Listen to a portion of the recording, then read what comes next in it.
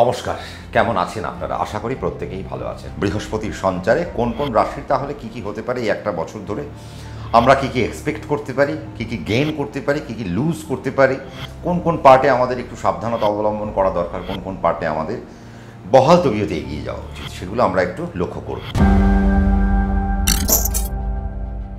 মেষ রাশির সাপেক্ষে বৃহস্পতি নবমপতি আর দ্বাদশপতি কোথায় এসেছে দ্বিতীয়ভাবে। তার মানে রাশি সাপেক্ষে যদি ধরা হয়, রাশি সাপেক্ষে বৃষ হচ্ছে মেষের অর্থনৈতিক জায়গা দেখছে বা বাককে দেখছে। তার মানে বৃহস্পতি যদি দ্বিতীয় আসে, সর্বপ্রথম আমি যেটা আগে বলবো যে যারা যারা গানের জগতের সাথে যুক্ত হয়ে বসে রয়েছেন তাহলে তাদের এই মুহূর্ত থেকে একটু উঠে পড়ে লাগা উচিত। আমার মনে হয় একটু উঠে পড়ে লাগলে হবে কি, একটা ভালো দিক আপনারা খুঁজে পাবেন যে গানের জগতে বা গলার কাজে যারা যুক্ত, সে আপনি বাচিক শিল্পী হতে পারেন, আপনি আবৃত্তি করতে পারেন, আপনি নাটক করতে পারেন, আপনি অভিনয়ের সাথে যুক্ত হতে পারেন, তারপরে আপনি গানের জগতের সাথে যুক্ত হতে পারেন, গলার কাজের যে কোনো কাজের সাথে যুক্ত হতে পারেন, আপনি মূকাভিনয়ের সাথে যুক্ত হতে পারেন, ইত্যাদি ইত্যাদি যে সমস্ত কাজ রয়েছে, এই সমস্ত কাজে কিন্তু একটা আলাদা প্ল্যাটফর্ম পেতে চলেছে কিন্তু মেষ রাশির জাতক এবং জাতিকারা। এবং যেহেতু নবমপতি মানে ভাগ্যপতি, ভাগ্য ধর্ম কর্ম সবই তো আমাদের নবম থেকেই আমাদের ধরা হচ্ছে। তার মানে পিতা ধর্ম ভাগ্য আমরা কোথা থেকে ধরছি? আমরা নবম থেকে ধরছি, এবং নবম থেকে আমরা কিছুটা কর্মের ইন্ডিকেশন আমরা ধরে থাকি। আর তার থেকে আমরা দ্বাদশ ভাব মানে বিদেশের যোগ, এবং দ্বাদশ ভাব মানে আবার কিছুটা অপচয়। সে কোথায় গেল? সে যখন দ্বিতীয়ভাবে গেল, তাহলে মেষকে সবার আগে যেটা সাবধান থাকতে হবে ফাইন্যান্সিয়াল লস থেকে আপনাকে প্রথম দিকে কিন্তু সাবধানে থাকতে হবে। আমি কিন্তু আপনাদেরকে প্রথমেই বলেছি এটা কিন্তু নক্ষত্র ধরে আলোচনা নয়, আমরা একটা সামগ্রিক আলোচনা করব। আমরা ভালোটাও বলবো, আমরা খারাপটাও বলবো। এবার আপনাদের নক্ষত্র ওয়াইজ, আপনার যদি অশ্বিনী নক্ষত্র হয়, এখন কোথায় বসে রয়েছে বৃহস্পতি কৃত্তিকা নক্ষত্র যদি থাকে, তাহলে অশ্বিনী ভরণী কৃত্তিকা, জন্ম সম্পদ বিপদ। তার মানে বৃহস্পতি আপনার বিপদের উপর দিয়ে যাচ্ছে। তার মানে এখন 4 মাস সে আপনাকে বিপদ দেবে। তারপরে 4 মাস সে কোথায় চলে যাবে? তারপরের 4 মাস সে চলে যাবে খেমে। তার মানে তারপরের 4 মাস সে আপনাকে খেম দিতে যাবে। আবার তারপরের 4 মাস সে কোথায় চলে যাবে? প্রত্যরিতে। তারপরের 4 মাস সে তার মানে শুধুমাত্র প্রত্যরি মানে শত্রু বা যে যত নেগেটিভিটি আছে। তার মানে মেষ রাশির অশ্বিনী নক্ষত্র আগামী 1 বছরের মধ্যে মাত্র 4 মাস কিন্তু ভালো পাবেন।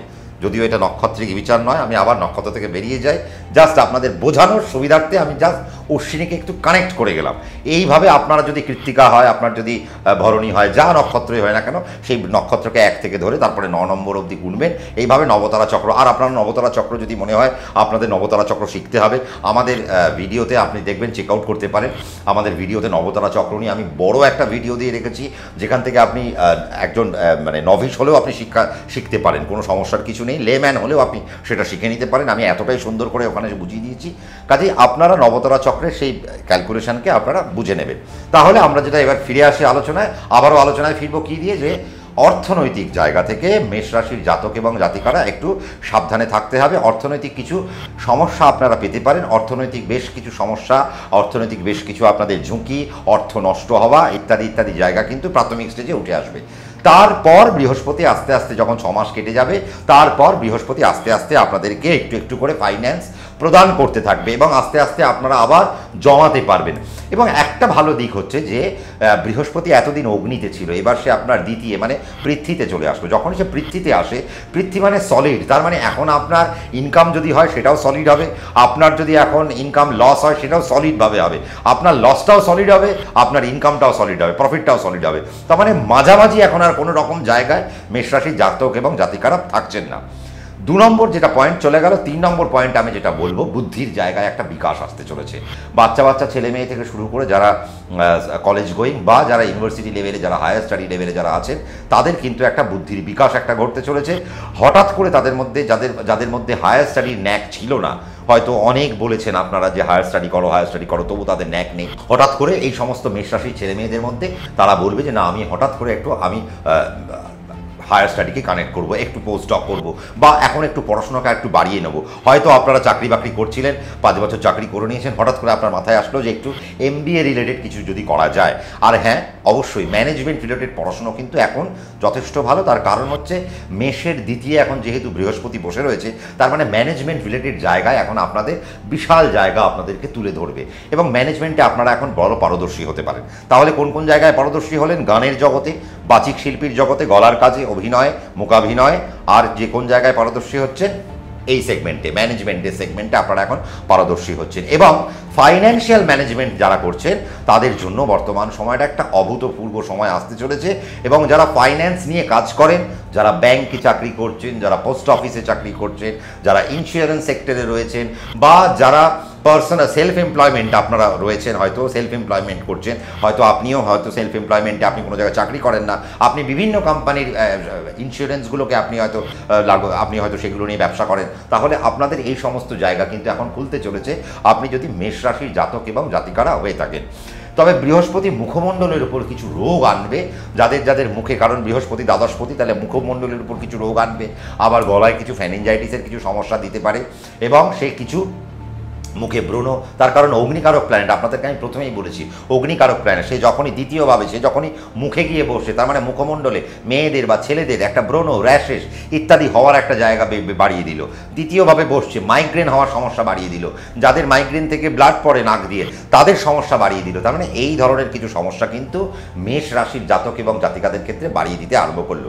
যারা টিউশন করেন, যারা কোচিং সেন্টার নিয়ে যাদের পেট চলে, তাদের জন্য কিন্তু একটা ব্যাপক একটা সময় এসছে। আর যে জায়গাটা পাবে সেটা হচ্ছে যে যারা একটু ডাক্তারি প্রফেশনের সাথে যুক্ত রয়েছেন। দেখুন, শুধু তো বৃহস্পতি না, বৃহস্পতির সাথে বৃহস্পতি আবার কেতুর উপর দৃষ্টি ফেলছে, তাহলে মেষের ষষ্ঠে কেতু বসে রইল, মেষের দ্বাদশে রাহু বসে থাকছে, বৃহস্পতির দৃষ্টি মোটামুটিভাবে 1 বছর ধরে এই কেতুর উপর পড়েই থাকলো। তার মানে বোঝাই যাচ্ছে একটা আয়ুর্বেদ যোগ তৈরি করছে।